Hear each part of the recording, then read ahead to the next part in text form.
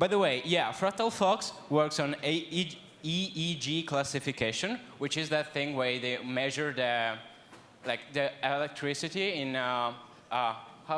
what's the proper definition of it? By the way, they do something with electricity that is going on in your brain, and yeah, he's into neurofeedback research and does software for non-invasive computer vision-based wildlife identification, which is a very cool thing, I believe. Yeah, this was your biography in a couple of sentences, made very, very badly. Anyway, yeah, so... Oh, hello? Ah, perfect, okay. Yeah, so please give him a big round of applause for his talk.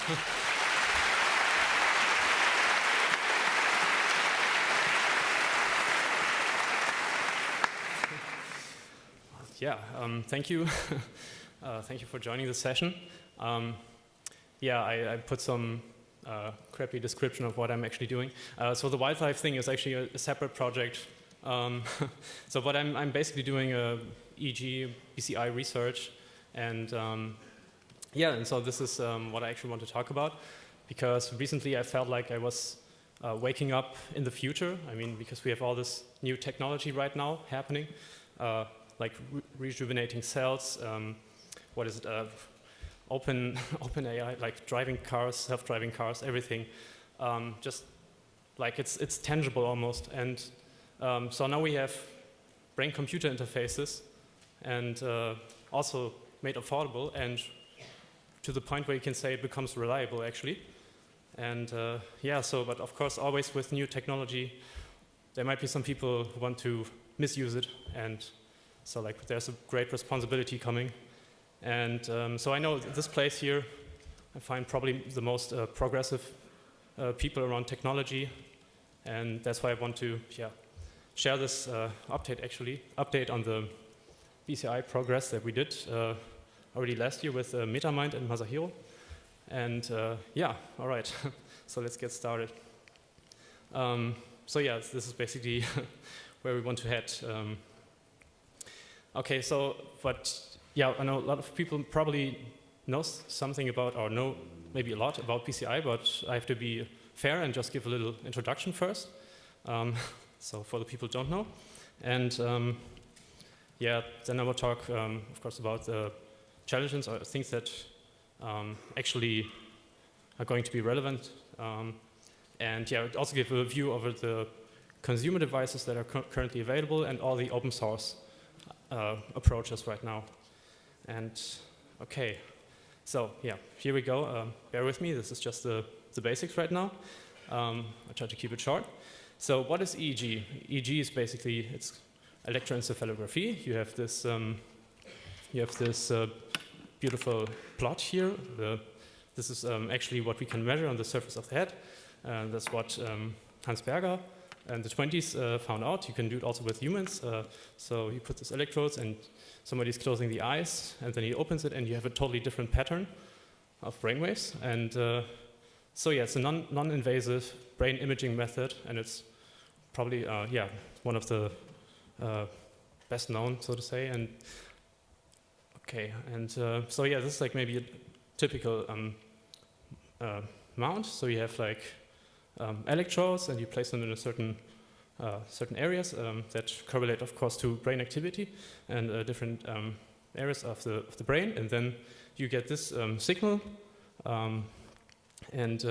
So basically, you can interpret it as how many times a second does a wave go up and down, and then you can do an analysis on this. You have the frequency analysis, for instance. That's something that's being done quite often, actually.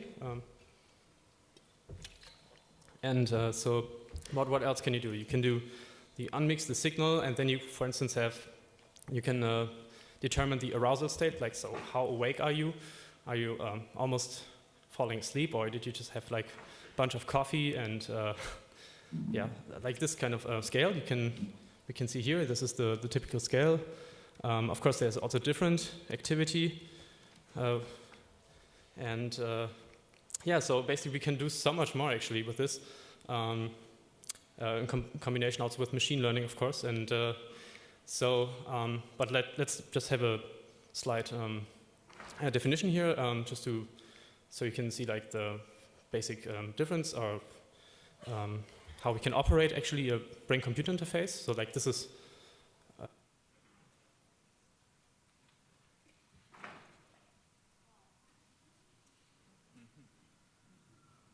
ha ha.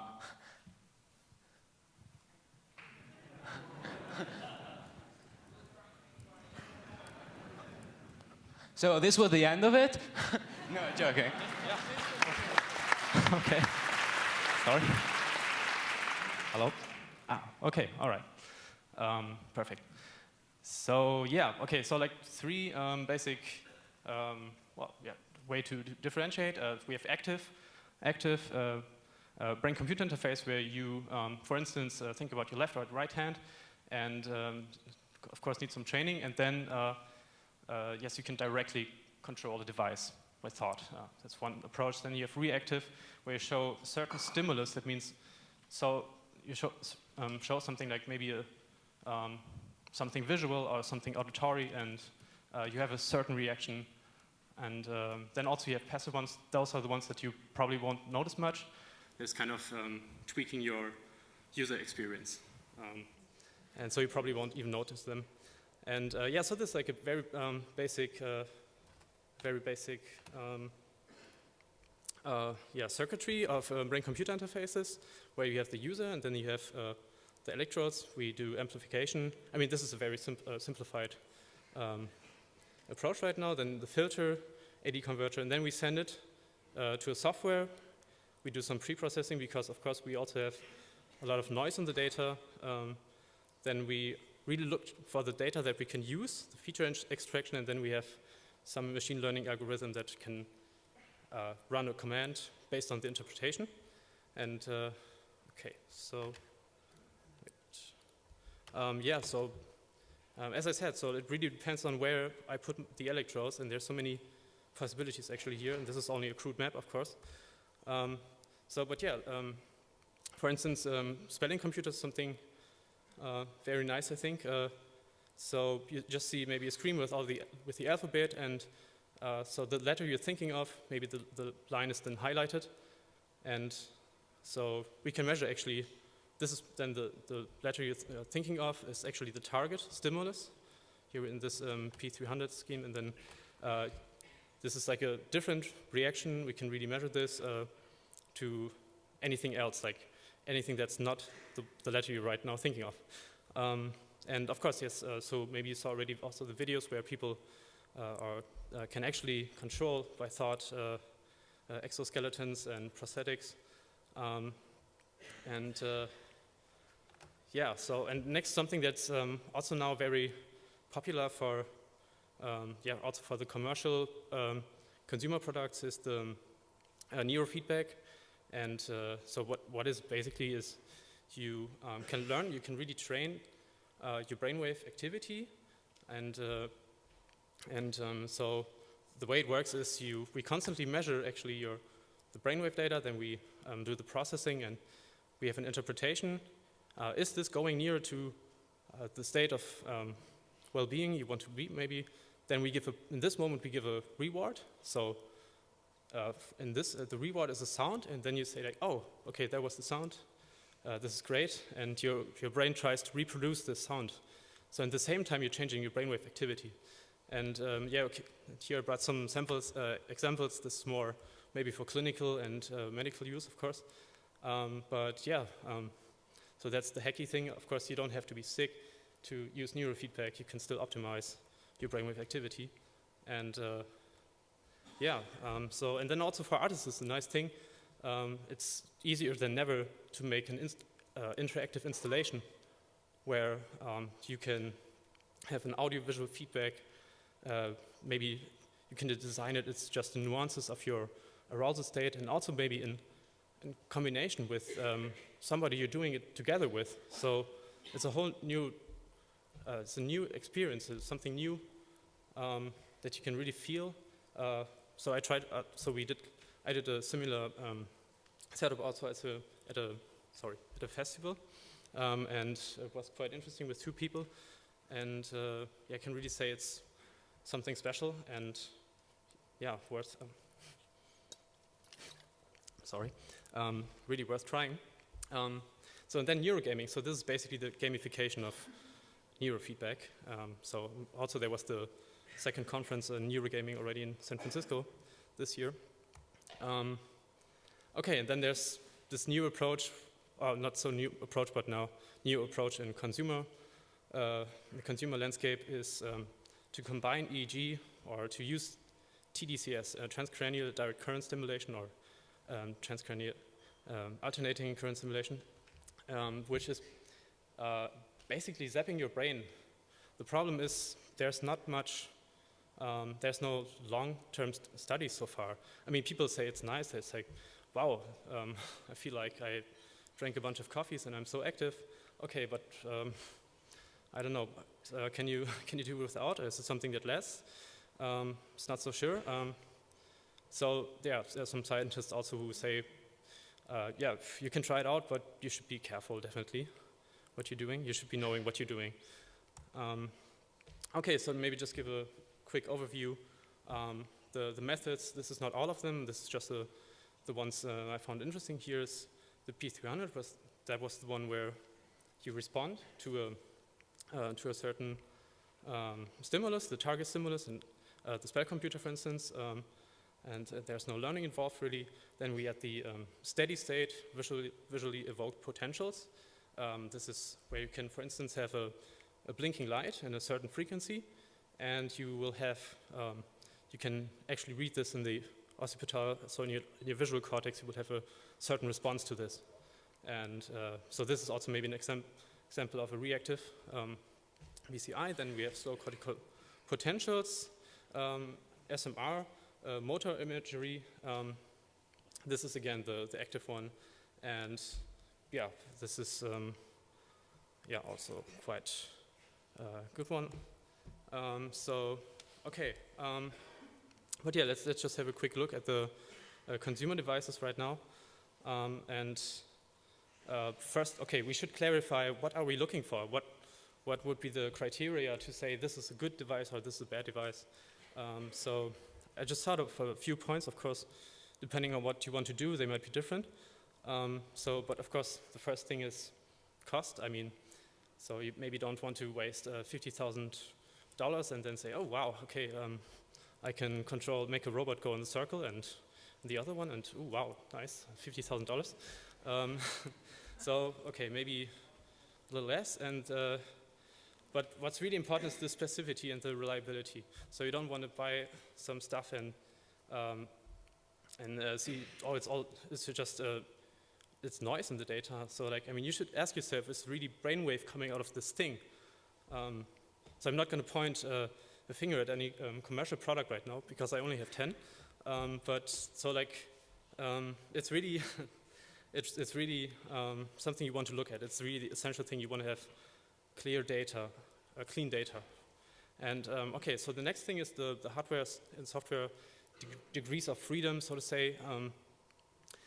This is then more, of course, interesting for hackers, I guess, if you have the chance to change some parts, change electrodes, and of course, what's also essential then to have the raw data access, and then ergonomics. I mean, you don't want to waste 10 minutes trying to set up your EEG BCI device, not maybe even 30 seconds. That really sucks, because like every time you want to try it at night, at some point during the day, and then you fiddle around the whole time, and then it's like, it's a turnoff. You don't want to deal with this the whole time. Well, of course, yeah, depending on what you want to do. So, and then one important thing is the product safety and security. So safety, I would say, of course, you don't get you don't get a shock from the system. There's not a dead circuit or something. And security, I will come to this later. This is also one point. Okay, so just, yeah, I know this is just a few devices I picked. There's no, so to say, yeah, just like the, yeah, right now popular ones, but there are also other ones, of course. If you do some research, the NeuroSky Mindwave is kind of, I think, popular. does a good job and has good connection. I mean, it's easy to mount, and they at least have a hardware DIY guide. That's nice. Then the Emotive I was working with 2 years, but I was kind of the Epoch, and I was kind of annoyed to put this to other people's head actually, because yeah, if those people have a lot of hair, you're really sitting there sometimes 10, 20 minutes, and the guy's asking like, what's happening? I don't know, nothing's really, yeah, am I waiting for something? Yeah, the electrodes, yeah, it's not really working. And yeah, that's also, again, as I said, a turn off. But I'm really, yeah, I'm curious about the Insight. I think it's actually just launched, and the Interx Muse also looks like a legit headset. Melon I put here, I couldn't, so they couldn't give me the datasheet really, but it's also very affordable. All right, so, okay, so what is the progress? So if you look at the devices, they all have dry electrodes. That means not like it used to be, you have to put gel to have a good conductivity. It's different now. So like dry electrodes, but the problem is you have to make sure you really, you get a higher impedance, and then it's very sensitive to noise. You can really get noise very easily, so you have to think about the design of your circuitry, and of course, yeah, the algorithms get better, and it's something that improves, of course, but if the signal is bad in the beginning, sometimes there's not much you can do, and yeah, then you don't have a working VCI actually. Oh, okay, that was one too fast. Okay, so then let's move on to the open source DIY.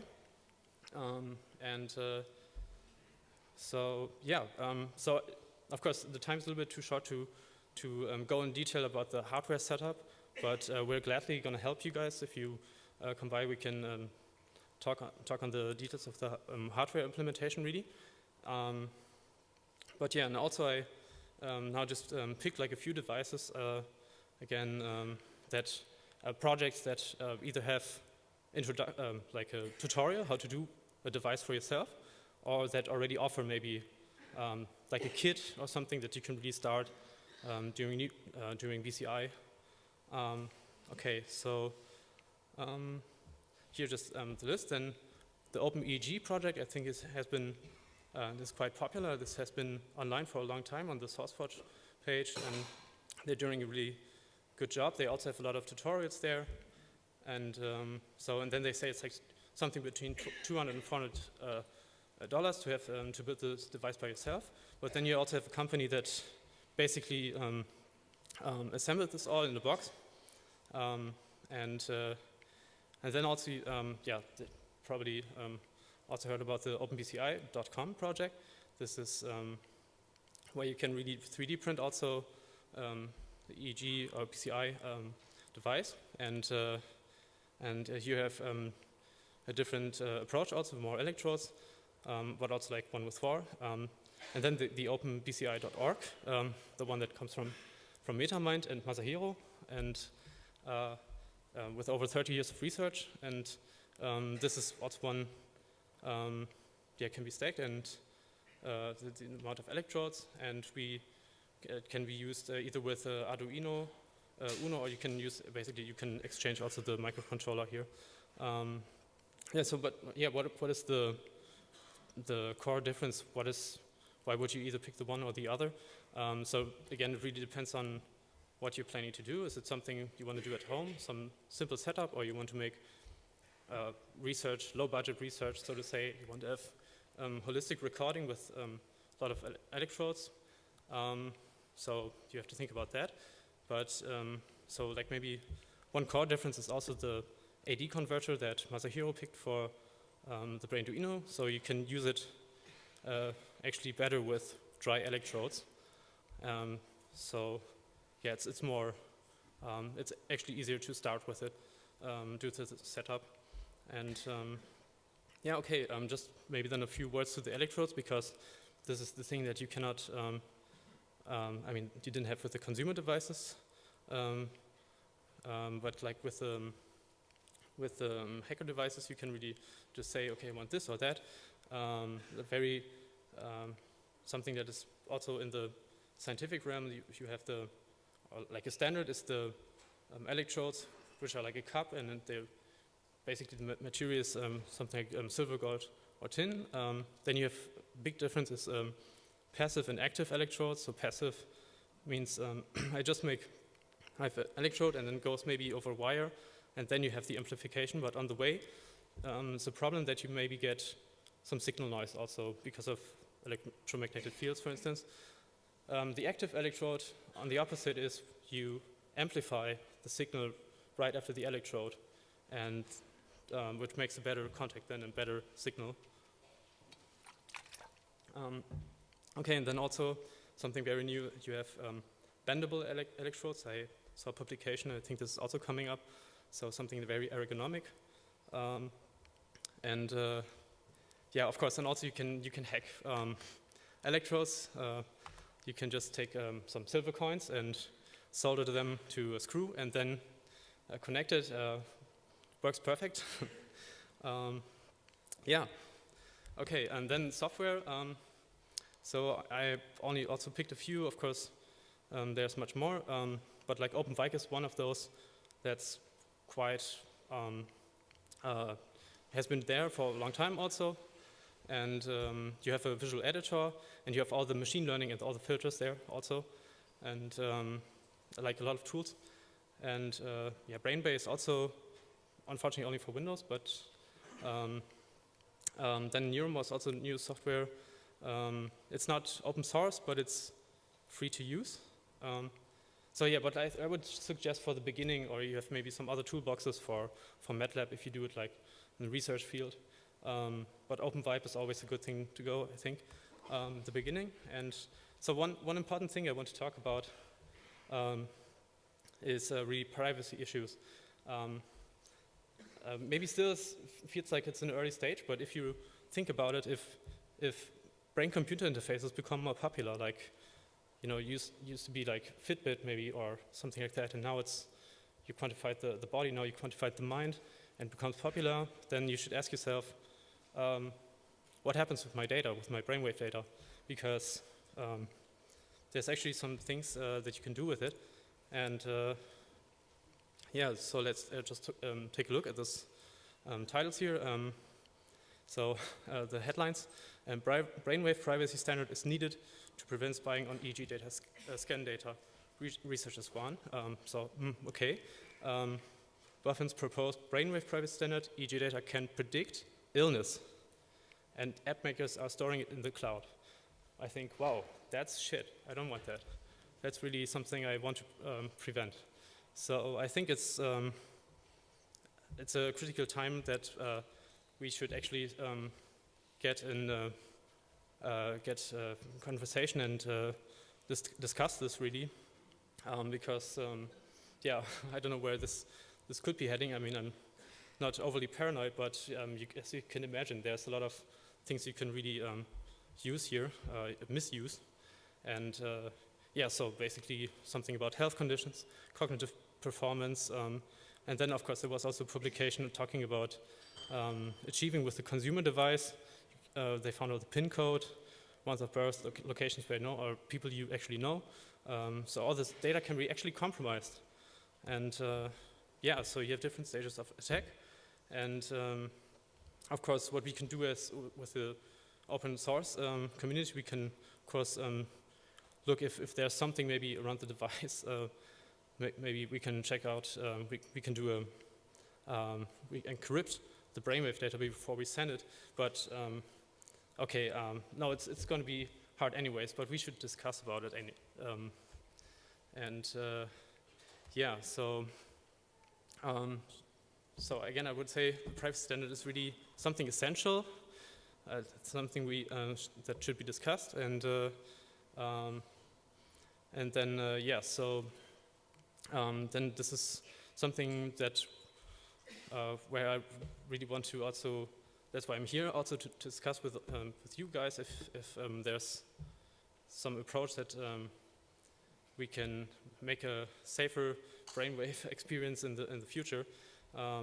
And yeah, so just come by the neuro hacking space, and yeah, we can discuss. You can try out the device. We have a lot of devices there from all sorts of all the consumer open source devices we listed are actually there, and yeah, try out, test, and then if you want to hack something, we're glad to help you and answer all your questions. And yeah, again, as I said, so maybe you also have a good input for so we can kind of go on with the privacy of brainwave data. And yeah, and also for the Brainduino project, there's going to be a Kickstarter. We want to make it more affordable. Yeah, also if you want to participate,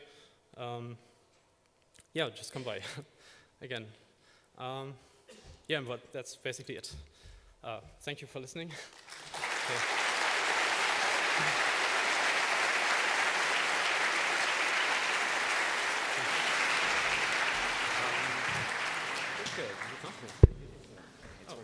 Okay. Oh yeah, questions, right? Yeah, there is already a question from the internet, so please go. Thank you. First question, do you know of any plans to regulate the whole technology?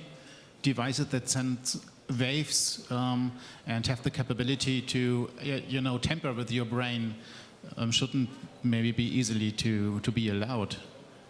Yeah, I'm not sure. I mean, the problem is sometimes you, I mean, the consumer market then, so like, okay, I will repeat the question. So is there any way to Excuse me. Yo, sorry. Shut up. What? Okay. So is there any approach? So I would say the problem is always the disclaimer, like mouse, like very small printed things. And then you're not sure on if you're a consumer of if you're buying consumer product. So from that point, it's quite hard, I think, to regulate at this point. But yeah, I don't know if there would be like a standard, like a read data standard and a safety standard, then maybe this could be done. But of course, there's so many steps where you can attack this actually. So yeah, it's quite a complicated topic.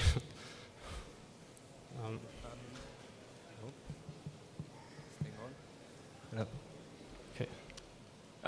There is a question on the microphone in there. Oh okay. Yeah, okay.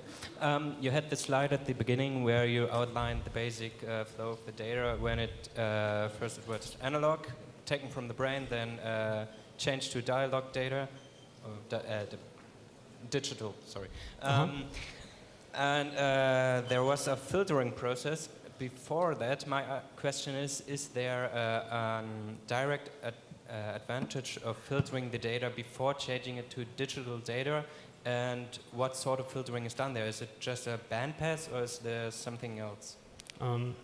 It actually, so I mean, this was quite simplified graphic because you have also different kind of amplifiers before, or instrumental, but yeah, so it makes sense before you send it further, but yeah, maybe if you have the time, maybe you can come around and we can show you like some detailed schematics actually, and try to explain why this makes sense at this point. But yeah, also, I mean, if you don't want to come by, it's all online. I can show. Yeah. Yeah. Sorry. To my left.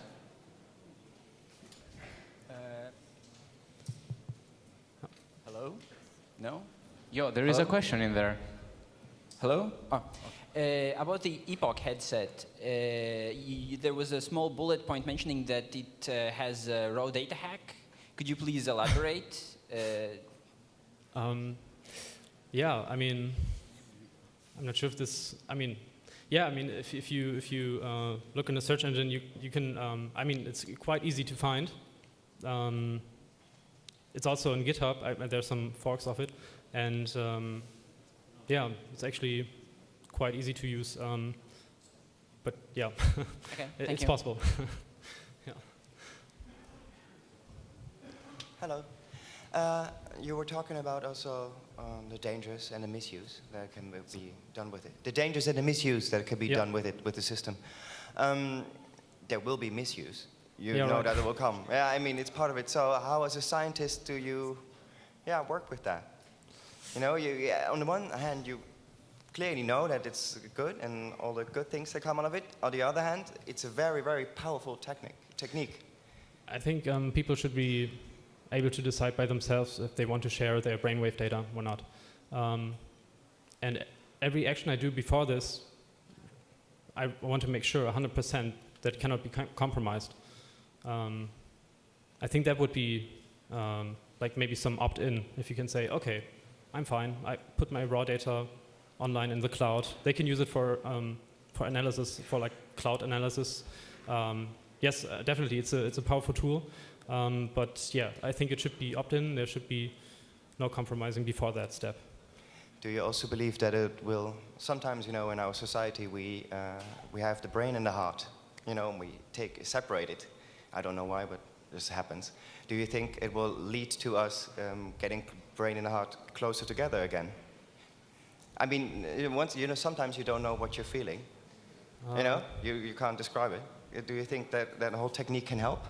Well, I mean, so basically, I mean, how I think about neurofeedback, for instance, is it's like meditation with guidance. So, like all the research also going on with meditation, you know, kind of bring it to the core. What does it really do?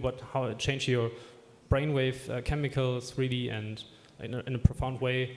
And I mean, with this, I mean, what's following this is that you become more aware, of course, of your surroundings. So maybe, in a way, this brings closer together the heart and the mind, so to say. Yeah. Yeah. Thank so you. there is a question to the microphone at my right. Yeah, I think BCI is quite interesting, but since it's an interface, I'm interested in whether there are any methods of inducing brainwaves instead of just measuring them. Imagine a world in which you think of something and you get a Wikipedia article directly in your brain. It would be quite interesting. Yeah, so like this is the, I mean, there are different approaches right now, non-invasively, but in a way it is invasive. You have the TDCS, I mean, so the problem is you don't have like long-term research on this. You can be your own guinea pig, of course. You can buy the devices and just check it out, what it does. But so like this is, you know, like forcing brainwave activity. The other thing, I mean, I try to explain the neurofeedback is really, it takes some time, but there's like, depending on what protocol you're using, you can regulate also, you can change brainwave activity. And the great thing about it, it stays the way. So it's not like, so like you're really building new bridges in your brain. I mean, the same with TDCS, but it's not forced. And the problem with TDCS also, it's like very unspecific right now, at least. It's like you're firing in every direction and changing something forcefully. Okay. Yeah. Thank you. Sure. There is time for one last question from the Signal Angel. Thank you. My question from the internet goes along the lines of the last question. Could you elaborate a little bit on the brainwave training part? What's the status? What are the benefits? Yeah, so I mean, it's used right now, for instance, to like ADD, like attention deficit disorder. It's an alternative to Ritalin. You know, that's like basically it's an amphetamine that they're giving to children, and so it's very harmful for the body. But instead, you can do neurofeedback training actually. So, I mean, of course, you have to do some practice, and maybe you have to do also some follow-up practice. But in the long run, it helps you with the situation in a very good way also, and you don't have to take chemicals. Yeah, I'm super sorry for you guys, but we're running out of time, and I've got to cut it short. So, yeah, thanks also, a lot for the vlogs. Yeah, also you can just come by.